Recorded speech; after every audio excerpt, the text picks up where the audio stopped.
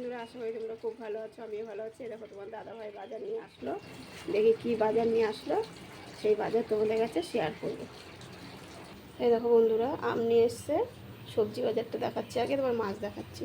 একটা কাঁঠাল এনেছে, দেখো এখানে বেগুন, শশা, পেয়ারা, ধনেপাতা, পটল, উচ্ছে। এই দেখো মাছ বের করেছি ব্যাগের থেকে। এই দেখো মাছ, এই মাছটা কে কে ভালো খাও বলবে, শীতকালে তো মাছটা হেভি লাগে। এটা হলো শঙ্কর মাছ, অনেক দিন ধরে বলছি তোমার দাদাভাইকে, পাচ্ছিল না, আজকে পেয়েছে। আর এরকম আরেকটা মাছ এনেছে, এটা ডুবরু। এই মাছটা খুব ভালো খায় আমাদের ঘরে সবাই। এটা আজকে কেটে আনতে পারেনি, কেটে দেয়নি, রোজ কেটে দেয়।